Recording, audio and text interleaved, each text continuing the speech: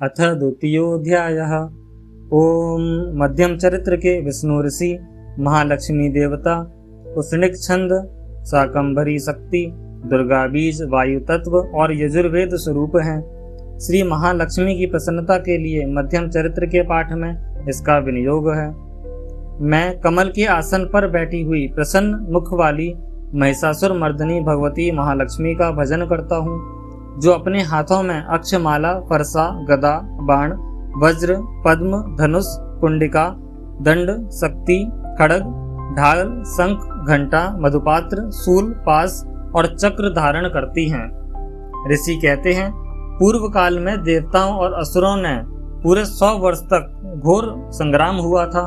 उसमें असुरों का स्वामी महिषासुर था और देवताओं के नायक इंद्र थे। उस युद्ध में देवताओं की सेना महाबली असुरों से परास्त हो गई। संपूर्ण देवताओं को जीतकर महिषासुर इंद्र बन बैठा। तब पराजित देवता प्रजापति ब्रह्मा जी को आगे करके उस स्थान पर गए जहां भगवान शंकर और विष्णु विराजमान थे। देवताओं ने महिषासुर के पराक्रम तथा अपनी पराजय का यथावत वृतांत उन दोनों देवेश्वरों से विस्तार पूर्वक कह सुनाया। वे बोले, भगवान महिषासुर सूर्य, इंद्र, अग्नि, वायु, चंद्रमा, यम, वरुण तथा अन्य देवताओं के भी अधिकार छीनकर स्वयं ही सबका अधिष्ठाता बन गया है। उस दुरात्मा महिष ने समस्त देवताओं को स्वर्ग से निकाल दिया है। अब वे मनुष्यों की भांति पृथ्वी पर विचरते हैं। दैत्यों की यह सारी करतूत हमने आप लोगों से कह सुनाई। अब हम आपकी ही शरण में आए हैं, उसके वध का कोई उपाय सोचिए। इस प्रकार देवताओं के वचन सुनकर भगवान विष्णु और शिव ने दैत्यों पर बड़ा क्रोध किया। उनकी भौहें तन गईं और मुंह टेढ़ा हो गया। तब अत्यंत कोप में भरे हुए चक्रपाणी श्री विष्णु के मुख से एक महान तेज प्रकट हुआ। इसी प्रकार ब्रह्मा, शंकर तथा इंद्र आदि अन्य देवताओं के शरीर से भी बड़ा भारी तेज निकला। वह सब मिलकर एक हो गया। महान तेज का वह पुंज जाज्वल्यमान पर्वत सा जान पड़ा। देवताओं ने देखा, वहां उसकी ज्वालाएं संपूर्ण दिशाओं में व्याप्त हो रही थीं। संपूर्ण देवताओं के शरीर से प्रकट हुए उस तेज की कहीं तुलना नहीं थी। एकत्रित होने पर वह एक नारी के रूप में परिणत हो गया और अपने प्रकाश से तीनों लोकों में व्याप्त ज्ञान पड़ा। भगवान शंकर का जो तेज था, उससे उस देवी का मुख प्रकट हुआ। यमराज के तेज से उसके सिर में बाल निकल आए। श्री विष्णु भगवान के तेज से उसकी भुजाएं उत्पन्न हुई। चंद्रमा के तेज से दोनों स्तनों का और इंद्र के तेज से मध्य भाग कटी प्रदेश का प्रादुर्भाव हुआ। वरुण के तेज से जंघा और पिंडली तथा पृथ्वी के तेज से नितंब भाग प्रकट हुआ। ब्रह्मा के तेज से दोनों चरण और सूर्य के तेज से उसकी उंगलियां हुई। वसुओं के तेज से हाथों की उंगलियां और कुबेर के तेज से नासिका प्रकट हुई। उस देवी के दांत प्रजापति के तेज से और तीनों नेत्र अग्नि के तेज से प्रकट हुए थे। उसकी भौहें संध्या के और कान वायु के तेज से उत्पन्न हुए थे। इसी प्रकार अन्य देवताओं के तेज से भी उस कल्याणमयी देवी का आविर्भाव हुआ। तदनंतर समस्त देवताओं के तेज पुनः से प्रकट हुई देवी को देखकर महिषासुर के सताए हुए देवता बहुत प्रसन्न हुए। पिनाकधारी भगवान शंकर ने अपने शूल से एक शूल निकालकर उन्हें दिया। फिर भगवान विष्णु ने भी अपने चक्र से चक्र उत्पन्न करके भगवती को अर्पण किया। वरुण ने भी अपने शंख को भेंट किया। अग्नि ने उन्हें शक्ति दी और वायु ने धनुष तथा बाण से भरे हुए 2 तरकस प्रदान किए। सहस्त्र नेत्रों वाले देवराज इंद्र ने अपने वज्र से वज्र उत्पन्न करके दिया और ऐरावत हाथी से उतारकर एक घंटा भी प्रदान किया। यमराज ने काल दंड से दंड, वरुण ने पास, प्रजापति ने स्फटिक काक्षरी माला तथा ब्रह्मा जी ने कमंडलू भेंट किया। सूर्य ने देवी के समस्त रोमकूपों में अपनी किरणों का तेज भर दिया। काल ने उन्हें चमकती हुई ढाल और तलवार दी। क्षीर समुद्र ने उज्जवल हार तथा सभी जीर्ण न होने वाले 2 दिव्य वस्त्र भेंट किए। साथ ही उन्होंने दिव्य चूड़ामणि, 2 कुंडल, कड़े, उज्जवल अर्धचंद्र, सब बाहुओं के लिए केयूर, दोनों चरणों के लिए निर्मल नूपुर, गले की सुंदर हंसली और सब अंगुलियों में पहनने के लिए रत्नों की बनी अंगूठियां भी दी। विश्वकर्मा ने उन्हें अत्यंत निर्मल फरसा भेंट किया। साथ ही अनेक प्रकार के अस्त्र और अभेद कवच दिए। इनके सिवा मस्तक और वक्ष स्थल पर धारण करने के लिए कभी न कुम्हालने वाला कमलों की मालाएं दी। जल आदि ने उन्हें सुंदर कमल का फूल भेंट किया। हिमालय ने सवारी के लिए सिंह तथा भांति भांति के रत्न समर्पित किए। धनाध्यक्ष कुबेर ने मधु से भरा पान पात्र दान दिया तथा संपूर्ण नागों के राजा शेष ने, जो इस पृथ्वी को धारण करते हैं, उन्हें बहुमूल्य मणियों से विभूषित नागहार भेंट दिया। इसी प्रकार अन्य देवताओं ने भी आभूषण और अस्त्र शस्त्र देकर देवी का सम्मान किया। तत्पश्चात उन्होंने बारंबार अट्टहास पूर्वक उच्च स्वर से गर्जना की। उनके भयंकर नाद से संपूर्ण आकाश गूंज उठा। देवी का वह अत्यंत उच्चवर स्वर से किया हुआ सिंहनाद कहीं समा न सका। आकाश उसके सामने लघु प्रतीत होने लगा। उससे बड़े जोर की प्रतिध्वनि हुई, जिससे संपूर्ण विश्व में हलचल मच गई और समुद्र कांप उठे। पृथ्वी डोलने लगी और समस्त पर्वत हिलने लगे। उस समय देवताओं ने अत्यंत प्रसन्नता के साथ सिंहवाणी भवानी से कहा, देवी तुम्हारी जय हो। साथ ही महर्षियों ने भक्तिभाव से विनम्र होकर उनका स्तवन किया। संपूर्ण त्रिलोकी को क्षोभग्रस्त देख दैत्यगण अपनी समस्त सेना को कवच आदि से सुसज्जित कर हाथों में हथियार ले सहसा उठकर खड़े हो गए। उस समय महिषासुर ने बड़े क्रोध में आकर कहा, यह क्या हो रहा है?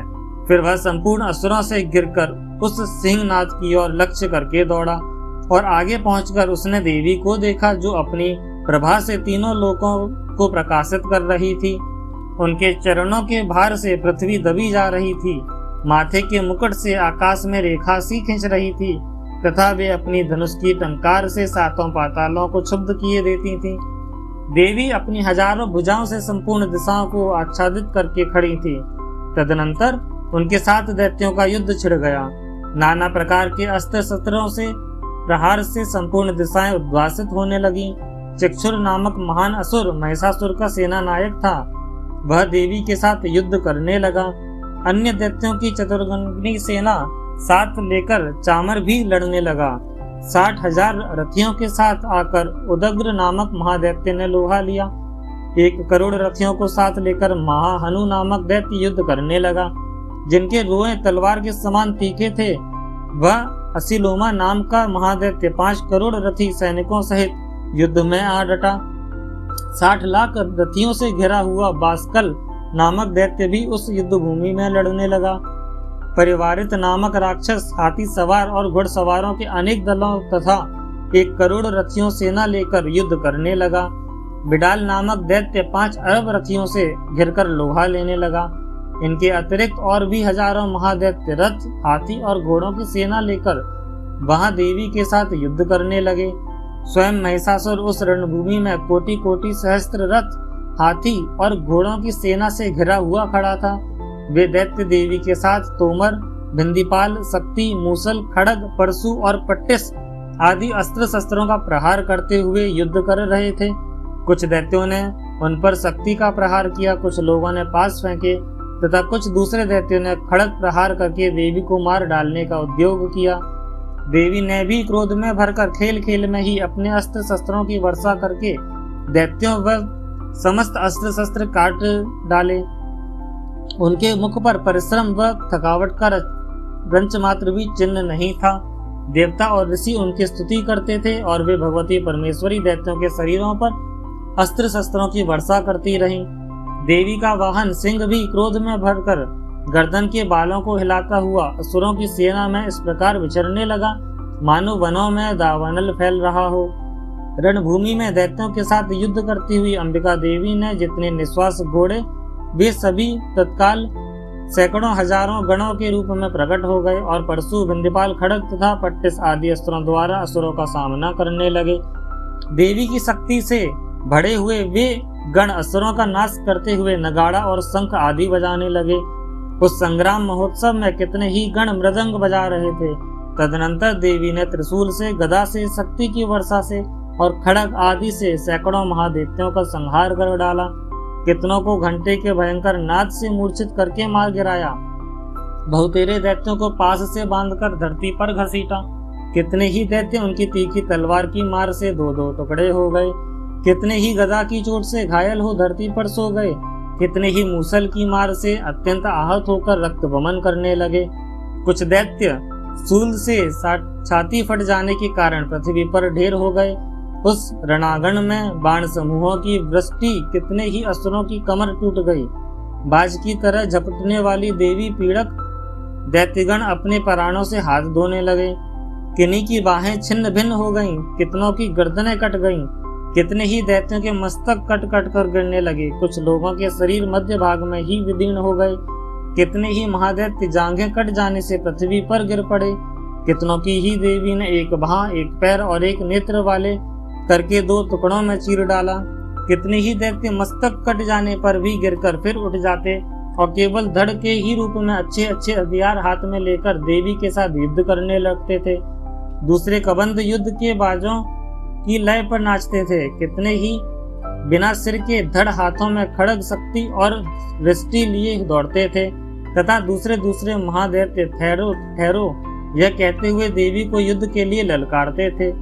जहाँ वह घोर संग्राम हुआ था, वहाँ की धरती देवी के गिराए हुए रथ, हाथी, घोड़े और असुरों की लाशों से ऐसी पट गई थी कि वहाँ चलना फिरना असंभव हो गया था। दैत्यों की सेना में हाथी, घोड़े और असुरों के शरीरों से इतनी अधिक मात्रा में रक्तपात हुआ था कि थोड़ी ही देर में वहाँ खून की बड़ी बड़ी नदियां बहने लगी। जगदम्बा ने असुरों की विशाल सेना को क्षण भर में नष्ट कर दिया। ठीक उसी तरह जैसे तृण और काठ के भारी ढेर को आग कुछ ही क्षणों में भस्म कर देती है, और वह सिंह भी गर्दनों के बालों को हिला हिलाकर जोर जोर से गर्जना करता हुआ दैत्यों के शरीरों से मानो उनके प्राण चुने लेता था। वहां देवी के गणों ने भी उन महादैत्यों के साथ युद्ध किया, जिससे आकाश में खड़े हुए देवतागण उन पर बहुत संतुष्ट हुए और फूल बरसाने लगे। इस प्रकार श्री मार्कंडेय पुराण में सावर्णिक मनवंतर की कथा के अंतर्गत देवी महात्म्य में महिषासुर की सेना का वध नामक दूसरा अध्याय पूरा हुआ। बोलो जगत जननी माँ जगदम्बा की जय।